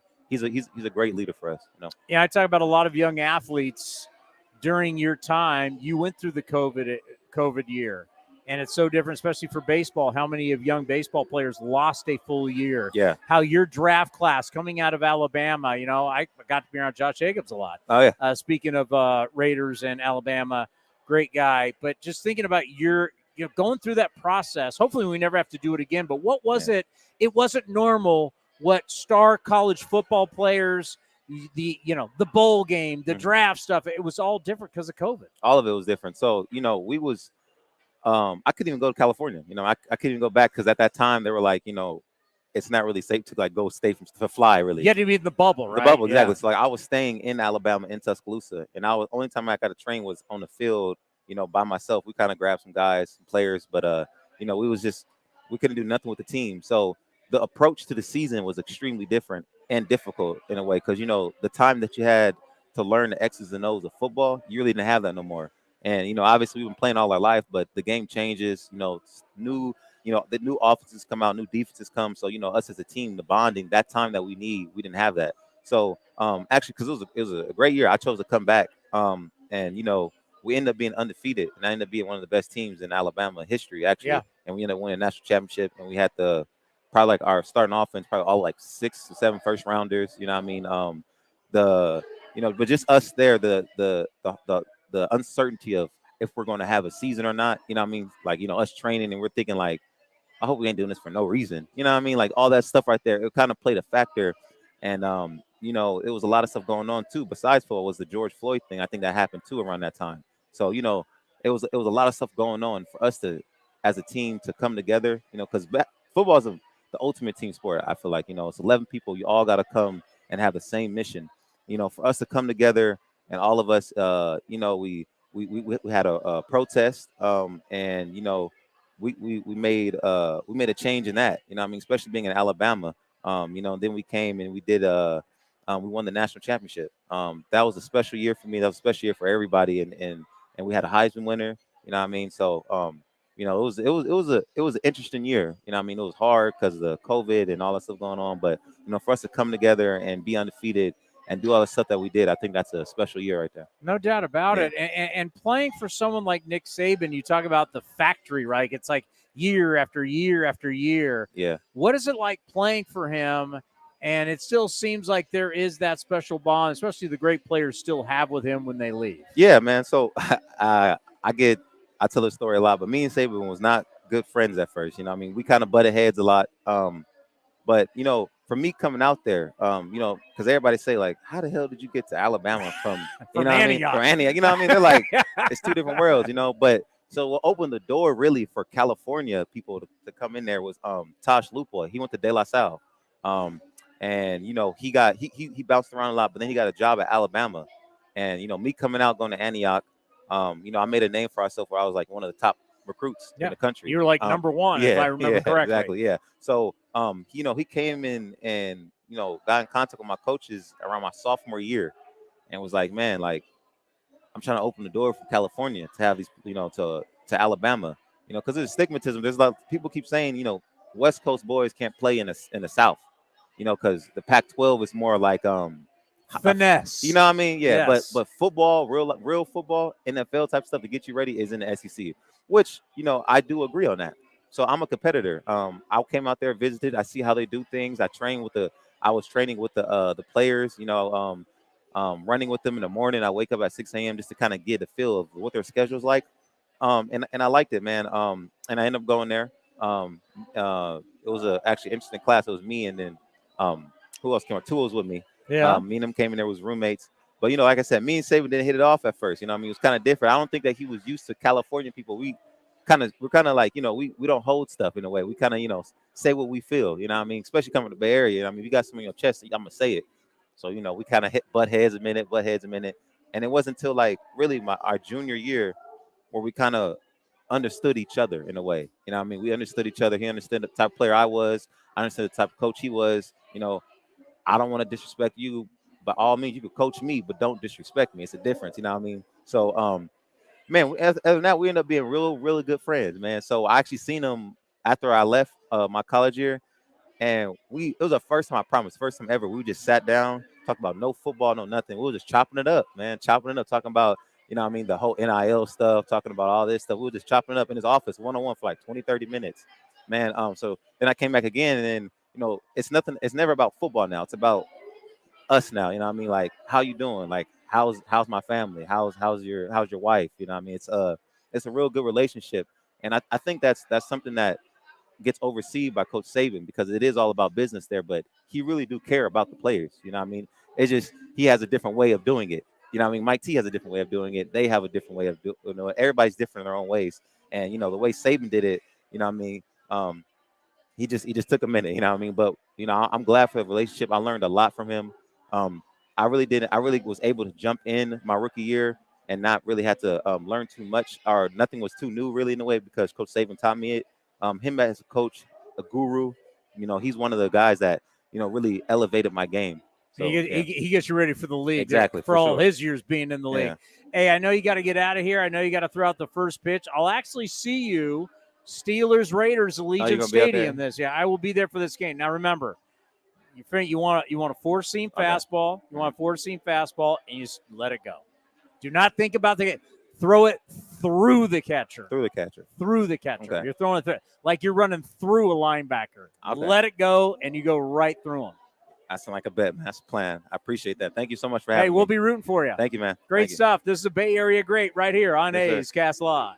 This is Chris Townsend. There are two things that are a must for me: comfort and style. Whether I'm playing golf, going to dinner, I've got to have the right feel. That's why I've partnered with Linksole, and you're going to love Linksole. They have just released their new spring line, new fabrics for their polos, lightweight and perfect for technical performance. Linksole also has new styles for their layers and hoodies with cool prints and seasonal colors. You know what they say in the big leagues: look good, play good. Go to linksole.com. That's linksole.com.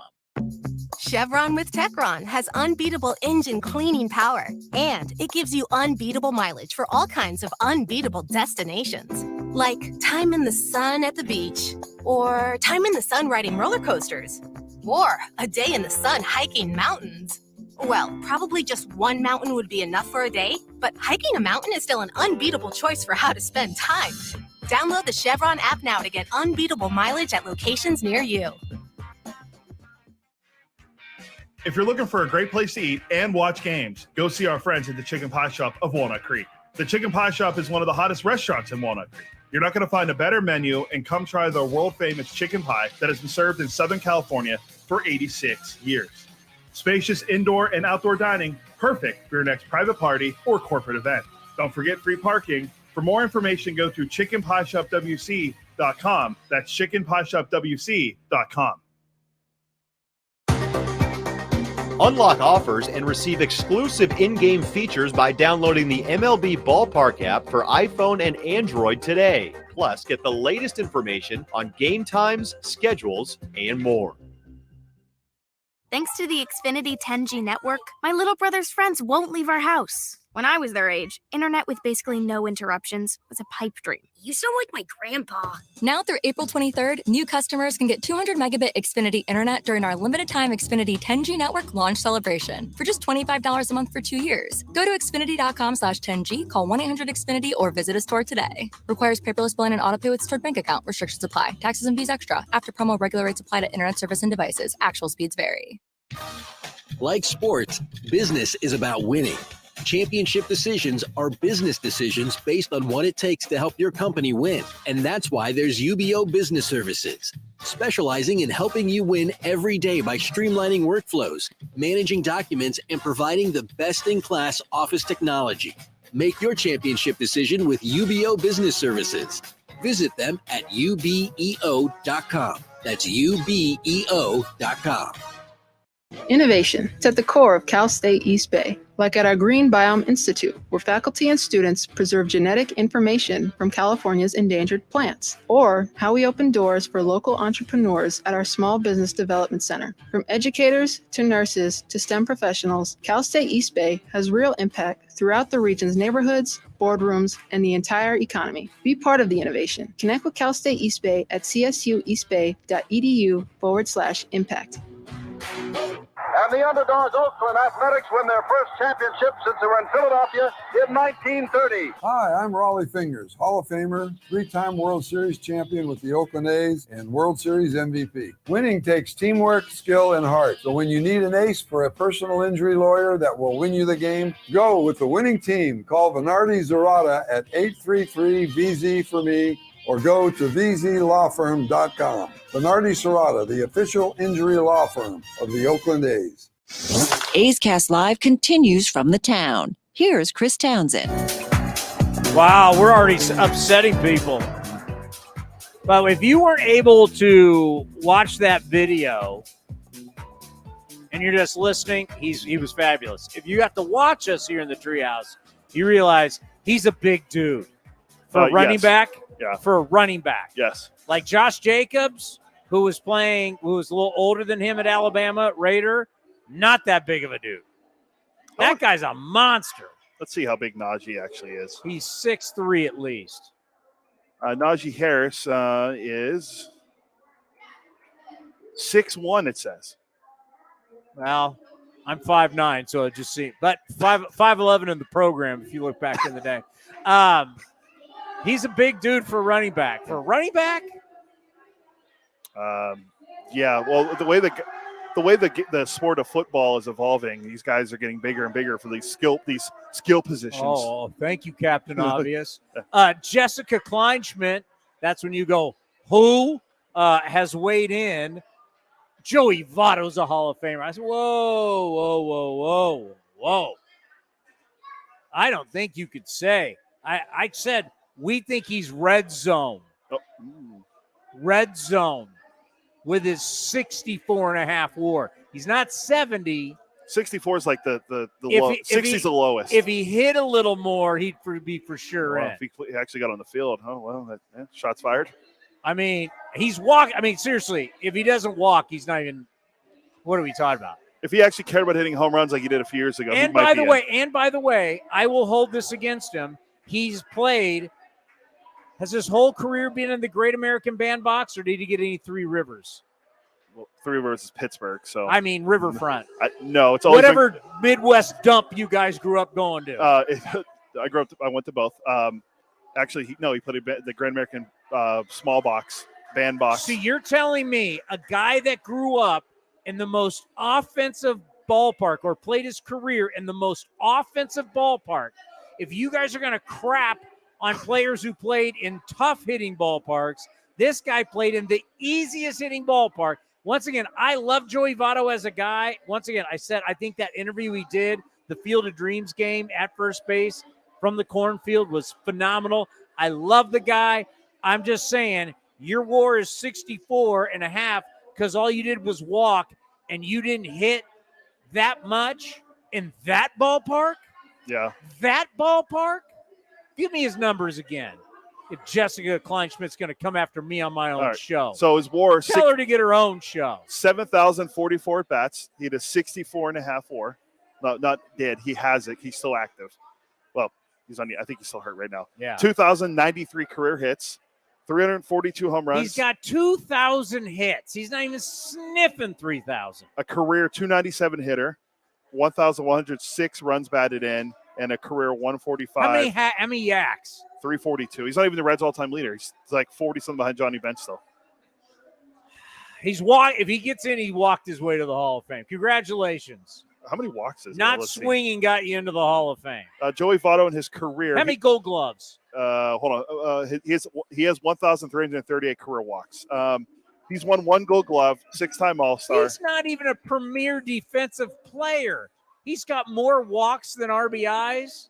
Is that what you want? Is that really what you want? Well, there's another guy that's in this list that we can talk about. All right. Joey Votto for me, red zone. So here, we'll go over the in right now according to Jason Stark. Mike Trout, Verlander, Kershaw, Scherzer, Miguel Cabrera, my guy Zach Greinke, and Joey Votto. The next category fits in perfectly after Naji Harris in the red zone. Red zone. Steelers. Get it? Like football, the red zone. Steelers very bad in the red zone. Oh, don't say that. We might get mugged here by some Antioch people. Well, I'm not saying it's his fault. This Matt Canada doesn't call good plays. Anyway, so here's his in the red zone. Are you a closet Steeler fan? I am a Steeler fan. Wow. I don't even know why we hired you. I really don't. Every day I still scratch my head. Go ahead. Okay, in the red zone, Freddie Freeman. He's got a long way to go. Yeah. How old? Freddie Freeman's like barely 30, right? No, he's over 30. He's like 33-ish. He's 33? Somewhere like that, yeah. Paul Goldschmidt. Hold on. How can you even compare those two? How long has Freddie Freeman been playing baseball? How long has he been in the big leagues? Freddie Freeman is 33. He'll be 34 in How many September. Years? 10 years? Freeman's been in the league now for 14 years. Wow, where have I been? Here's He's carrying my fantasy team, too. Here's Freddie's career numbers. 51.4 WAR. Not even close. 1,969 hits. He's only at 1,000. He's not even close. 301 home runs, a 299 batting average. How many home runs? 301. He's not even close. Well, he's still got. That's why he's in Are we the Hall of Good or the Hall of Fame? Yeah. He's not even close. Okay. Red zone, like what part of the red? He's at the 20. Yeah, he's won 1 MVP, 6-time All-Star, 1 Gold Glove, 3-time Silver Slugger. He's not even he's at the very. I think he's at the 25. Oh wow. What do they call that? What's the red? That's the green zone. Do you disagree? I think. Do I still have the standards of what the Hall of Fame should be, or you guys just letting everybody in? I don't think he's a Hall of Famer right this second. I mean, are we looking at Freddie Freeman as one of the greatest first basemen of all time? At this moment, no, but I think before his career's over, he could be up there. He's only 33. Now, if he ages poorly and he doesn't do anything else, we don't know. Which Votto did. Yeah, Votto just walked. Yeah, he walked his way. He actually started hitting home runs when he got older. Like when he was like 37. All right, so next one. This one's interesting. Paul Goldschmidt finally got his MVP. Never won I a think World Goldschmidt's Series. I think Goldschmidt's going to get in. Yeah, a lot of RBIs. He's been a good hitter all those years with He's been Arizona. a fantastic run producer. Bryce Harper. Come on. He's got a long way to go. Well, Jason Stark's a Hall of Famer. So Hall of Famers talk about Hall of But I'm Famers. just saying, it's like Actually, what are you should be talking about guys Hall of Fame until like later on in their careers. Bryce Harper, his career, and How many years? Harper's been in the league for 12 years. Yeah. He's only 30. He has a 43.3 WAR. He has 1,400 hits, 288 home runs, 281 batting average, and a 143 career OPS plus. I would bet that Bryce Harper would be a Hall of Famer. It's just he's got a long way. He's got a lot of time left. Next one, Nolan Arenado. Yes. Over 1,000 Nolan RBIs. Arenado, by the way, has he gotten there yet? I thought he did. He's gotten to over 1,000 RBIs in 10 years. So you're looking at a third baseman that'll easily have over 1,500 RBIs, and he's got how many platinum Gold Gloves? 1,002 RBIs, not platinum Gold Gloves. He has 6 platinum gloves, 10 Gold Gloves. He's more of a no-brainer than Votto is. Oh, by the way, he's only 32. He's more of a no-brainer than Votto is. You're talking about literally one of the best defensive players to have ever played, and he's got exact amount of RBIs as Votto does, playing a corner position, and he's played how many years? This is what a Hall of Famer is. He's played 11 years, but everyone's going to say most of his career is played at Coors Field. He's doing it in St. Louis, and half his games were on the road. Yeah. That right there is my example of what is a Hall of Famer. This is a guy that's got the offensive numbers. He's got he's got 6 platinum Gold Gloves to go with all the Gold Gloves. 10 Gold Gloves. 10 Gold Gloves. Joey Votto has 1 Gold Glove. Come on. That's what a Hall of Famer is. Take Votto out, and Nolan Arenado should be a no-brainer Hall of Famer. Okay, so here's the last 2. Mookie Betts. Yeah, he'll be a Hall of Famer. And your guy, Manny Machado. Okay, first of all, Manny Machado is not my guy. I despise Manny Machado. I want that on record. I think he's a bad dude. I think Manny Machado. I think, once again, these guys are, since we're playing the way too early game, yes, I think, no doubt, Harper, Machado, and Bryce Harper will all be Hall of Fame. There's a guy I think their career numbers will all be massive. There's a guy that should be on that list, but he's not on there, and he's on a path. Hold on, we'll get there. First one, according to Jason Stark, on a path. Shohei Ohtani. Let's get back to him. That's a whole different thing. Aaron Judge. No doubt. The guy on a path. The guy I think should be in the red zone right now, and I think he will be a Hall of Famer, Jose Altuve. Yes. Altuve will be a Hall of Famer. Yes, he'll get 3,000 hits. Yeah, I'm saying it, even though we got a bunch of Astro honks in the building right now, bunch of Astro hacks. He should be in the red zone over. Altuve's going to have 3,000 hits. Yes. Come on. Okay. And an MVP and multiple World Series and All-Star games and everything. Well, this next one's easy. He's like the third fastest guy to get to, right? I think he's the third fastest guy to get to 2,000 strikeouts. That'd be Garrett Cole. I don't know about that. Only Chris Sale and someone else got there faster. We are going to have to dramatically lower our pitching standards beyond. Like, we've lowered pitching standards. We're going to have to even have them lower than that. Yeah. And once we get lower than that, you're going to be like, how is Kurt Schilling not in? It's a fair point. Right? There's going to be certain guys going, wait a minute, CC Sabathia is going to be in.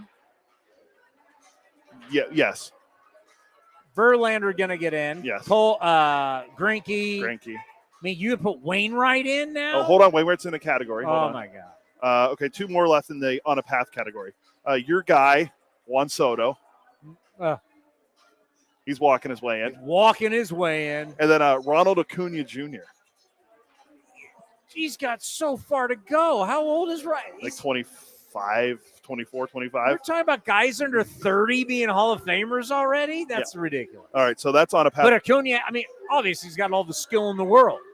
Then you have the... Put it this way, Ronald Acuna right now, unfortunately, something happens to him, he never plays again. He's not a Hall of Famer. No, I agree. Then there's the wish there was a path. Jacob deGrom and Adam Wainwright. You put deGrom in, I'll never go to the Hall of Fame again. Adam Wainwright's in that category too. Wainwright is not a Hall of Famer. He's 5. I think he's how many he was coming in the year. He's 5 away from 200 wins. I don't know. I'm sorry, I haven't watched a lot of Cardinal Wainwright games. is not a Hall of Famer. I wouldn't even look at his plaque if it was up. Get back to me in 5 years. Vladimir Guerrero Jr. All right, that's fair. Wander Franco. Oh, totally fair. Yeah. Then the used to be in the red zone category. Craig Kimbrell. Out. If you're not putting K-Rod or Billy Wagner in, out. I'm not putting him in. Kenley Jansen. Just got his 400th save. And Kimbrell's close too. Yeah, Kimbrell's like 3 away or something. Yeah, but I don't know if you've been watching the metrics, but he's back to throwing that cutter. Yeah, like 98. Yeah. Kenley Jansen's back. Yeah. So this 400 is not over. What'd you say? Out of the path? Used to be in the red zone. As of right now, I'm saying he's getting back in. Oh, he's close. He's at the 22. He's at the 20. He's at the 25. Yeah. Okay. Chris Sale. Out. Evan Longoria. Oh, God. This guy, the last guy. I'm almost going to throw my drink at you for saying Evan Longoria in the Hall of Fame. The last guy was on a path and he got hurt and he's kind of declined. Andrew McCutcheon. No. Well, yeah. Hall of very good. I agree. I don't think he's a Hall of Famer either. Pirates Hall of Famer. You know, it's sad how many of those guys are on my fantasy team right now. Wander. I was going to say the old guys. Yeah. Cutch is 36. Why do you put him in your starting lineup for? He's actually not doing bad. All right, then there's one category left. Case not closed. Jose Ramirez, I'd say he's on a nice track. How is he? I would say he's red zone. Yeah, look, that guy's a great player. How is Jose Ramirez not red zone? Jose Ramirez. Premier switch hitter in his game. Good defender. He's a 41.6 career WAR, 198 home runs. He only has 1,200 career hits. 278 career hitter, 129 career OPS plus, and he's played in 11 years. His career accolades: 4-time All-Star, 4-time Silver Slugger. I think he's on a runway. Yeah, ready to go. Oh, you think he's on the tarmac with Lane, or with Lane Kiffin getting fired? No. Who else you got? JT Realmuto. Catchers are different. Yeah, there's not very many catchers in the Hall of Fame. Correct. Catchers and third basemen not represented very well in the Hall of Fame. By the way, a guy that just went into the Bay Area Hall of Fame yesterday, and everyone goes, future Hall of Famer. Got his leg destroyed 11 years ago on the date yesterday. That'd be the great Buster Posey. Oh, you're hating on Posey again, huh? But we're going to put him in. You better put Joe Mauer in. By the way. Last one's Carlos Correa, by the way. No. Yeah, I don't think so either. He's hurt again. Yeah, he's already hurt. Plantar fasciitis. How many RBIs did my grandfather have? Was it 1,255 or 1,250? So you want the great Bob Elliott had my grandfather who won an MVP. 1,195. 1,195. He's got more RBIs than Votto. That's correct. My grandfather was the Wheaties guy. My grandfather made more All-Star games than Votto. Fair. There wasn't Gold Gloves then, so you can't say Gold Gloves. He was a terrific defender. They didn't have Gold Gloves. Yeah, 7-time All-Star. Your grandfather was as well. My grandfather was a 7-time All-Star, MVP, more RBIs than Votto. And Jessica Kleinschmidt says he's a no-brainer. Well, maybe Jessica Kleinschmidt should do some history and see if my grandfather's a no-brainer. I think we covered everyone that's playing, right? Did we forget anybody currently playing that should or could be on a Hall of Fame? What about Alex Bregman, who's here? What, him and his – hold on. 219 batting average on the year. You don't think Breggy's had an established career? Yeah, I don't think he's a Hall of Famer, though. He's got a long way to go. He's a young man. I think if you're looking at someone like him, then you got to look at who are we disagreeing about. I think he's had a nice – I will say, yes, he's had great 2 World Series championships. Although a lot of these guys – and a lot of playoff games. Okay, yeah, I'm looking at my – oh, we didn't get to Ohtani. Oh. Before we get to Kotsay. I don't know if Ohtani will ever have the volume numbers, but his greatness might put him in a class of like Sandy Koufax. Yeah, that's like fair. His greatness will get him in. That's why I wanted to leave Ohtani last, because Ohtani's greatness may not have, like, we don't know how long he's going to last. We don't know what the when first sitting here, what are we saying? How many home runs? How many RBIs? How many this? How many strikeouts? He may not have numbers that you say are Hall of Fame numbers, but his greatness of what he's done could make him a no-brainer first ballot Hall of Famer and a unanimous. Yeah, I think he more or less. There might on be the track. some jerk who goes, all right, he didn't. I think I knew the guy. Same guy to vote for Jeter. I don't know how. I mean, now if Ohtani got hurt right now, he's not a Hall of Famer. Agreed. We've got to see this for X amount of years. Ohtani right now, I don't know if they'll count both of his wars. They'd only bring up like one on Baseball Reference. But his career WAR as a hitter, it's 27 and a half already. That's what it is. I mean, he does have 100. Maybe that's both. Anyway, 28 WAR. I don't know if I'd have to break down. I mean, to get. I mean, who knows? He plays a long time. It's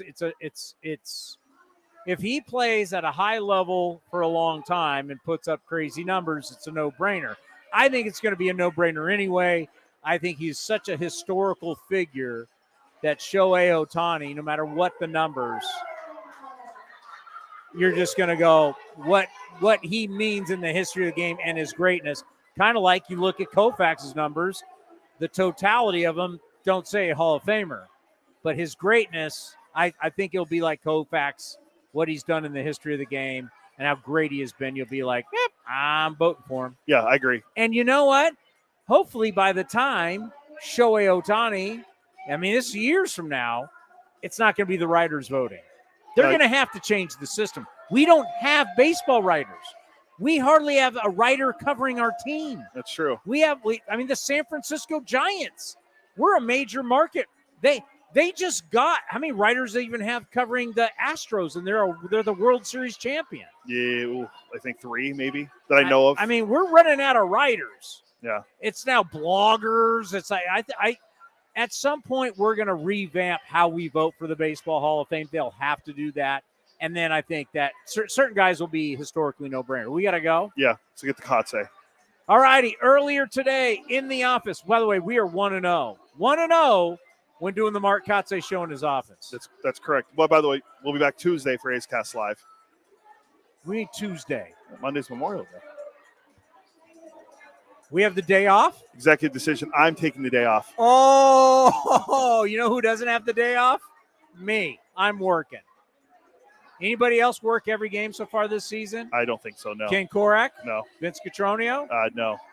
Johnny D? Actually, Vince might have. No, Vince hasn't. Johnny D? No. Dallas? No. I've worked every game. I'll be here Memorial Day. You know what? A's Cast Live, we are Memorial Day. I'll do it from my phone by myself. But Tuesday, real quick, we'll have David Forst and Ron Washington on with us so far. Maybe we should go down the Hall of Fame list with David Forst, see what he thinks.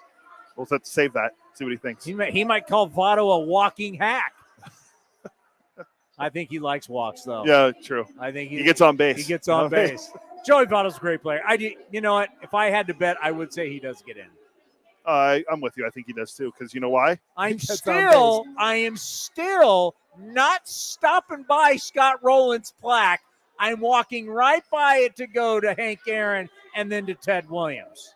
He gets on base. I'm walking right by Scott Rowland to go see George Brett, Mike Schmidt, and Tony Gwynn. Yeah. I'm not even stopping by. If I make the trip to Cooperstown, I'm not even stopping by Scott Rowland's plaque. I won't even look at it. I'm never going to book him. The Hall of Good. It's the Hall of Fame, not the Hall of Good. No offense to Scott Rowland and his family, by the way. It's just jokes. It's just jokes. Yeah. All right. Do I need to start doing it? Yeah. Here is the Mark Kotsay Show. The Mark Kotsay Show brought to you by Nest Bedding. Check out their locations in the Bay Area, or you go to nestbedding.com. Love where you sleep. For your mattress, your pillows, your sheets, you name it, go to nestbedding.com, sponsor of the Mark Kotsay Show. And I know for you, after a long road trip, always nice to get on that Nest Bedding bed when you get back home. It was, about 1:30 a.m. last night, or this morning, I should say. Returned home from Seattle. they're great at always giving those day games on the getaways, so that they make sure that you get home early. That's unbelievable. It's pretty tough Because we always play the day games for teams. We do. We have. It's just a common courtesy to a certain extent to get guys out of the cities and back home for preparation for the next day. But hey, it is what it is, and we're here. It's Friday, and we got a chance to beat the Astros. It's one of those situations that everybody knows. You've lost 8 straight. It was a tough road trip, but in our business, you can't hang your head. It's like you've got to be ready to go today. How much do you go around? Like, we get back here, as you said, it was probably a tough night's sleep for a lot of guys, but you come back in here, it's start of a homestand, say, let's go. The Astros are in town, time to get after it. Yeah, there's definitely no time to feel sorry for yourselves after coming off a road trip where you had a chance to play 2 division opponents and show them what type of team we are. And yesterday's game was a reflection of these guys continuing to battle and continuing to compete, and we're just falling short right now. We're falling short from the offensive side, from the pitching side. It seems that when we hit, we don't pitch well, and when we pitch, we don't hit well. And again, the message yesterday and talking to the team was there's still 4 months ahead of us. We haven't reached Memorial Day. I know you and I were talking about that, and we still have time. We still have time to change the script. There's still a lot of time for growth. There is a lot of time for growth. We have some of our younger players here that are performing. You look at Stu Ruiz. The year he's having right now, is one that we can talk about. The kid is, first year full season in the big leagues and leading the league in stolen bases. Is it weird? I know it's kind of is all these years being in the game that we're now talking about a guy on pace for over 80 stolen bases in a season because we just haven't seen it in so long. No, we haven't. And, it's great. I got an email first of last week, and it talked about having Ricky Henderson come around. And Ricky hasn't been around since COVID. And it's exciting to get him back in this clubhouse, to get him back around Ruiz. I know he'll be excited to talk to the kid, share some knowledge, and it'll just be great to have Ricky, back inside this clubhouse and mentoring some of these young guys. Now, what's the conversations been like with him? Is it you get on first, it's green light, you can go when you want to go? Absolutely. He has a knack for stealing bases. The instincts are there. He reads pitchers well. Again, I think he's been thrown out three times this year in his attempts, all of which were modified pitch outs. So, the only thing we've talked to him about in terms of during that stretch, teams were starting to pitch out 0-1 or 1-0. So, hey, let's pick a different count. Let's make sure, maybe we start running in counts that favor the hitter, the 2-0 counts, the 2-1 counts, so they're less likely to pitch out on him. And he's done a great job with that. When I start to think about the team and growth of the team, good to have Seth Brown back because, he is a guy that drafted by the A's, grew up in the organization, understand kind of the A's way, and to have him gone with that oblique, and especially this was supposed to be a big year for him. Just talk about getting him back. And that is something, a leader back in your clubhouse. No, it's great to have his presence. And again, you described him very well. He's been a part of the processes here that have had success. He knows what it means and what it takes to be an Oakland Athletic. And, I think he can help.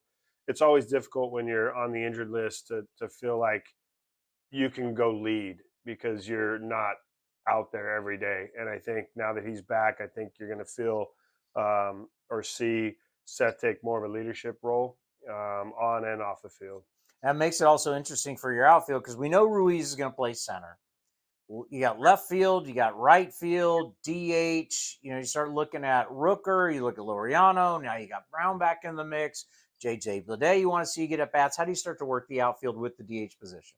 Yeah, I think, again, last night we went with the lefties last night in Seattle, and tonight Ramon's getting a start out in right field. Rooker's going to DH. The matchups, at this point, Hunter Brown is a right-handed pitcher that has some reverse splits to it. So we're looking at all of the numbers and the data to kind of try to give them the best chance for success. And, we'll utilize that DH role as well to kind of help get these guys in the lineup and not sitting for a long period of time. Rooker got off to such a hot start. It was phenomenal, but then the book gets out on you. The league adjusts to you. You got to adjust back to the league. It's a long season. Have you given him any advice about how to get him back on track the way he was playing in the first month? It is difficult, like you said. You can't sustain a 1,200 No. OPS. Well, you can, but you're going to be in the Hall of Fame. You would be in the Hall of Fame. And so I think, yes, he's come back.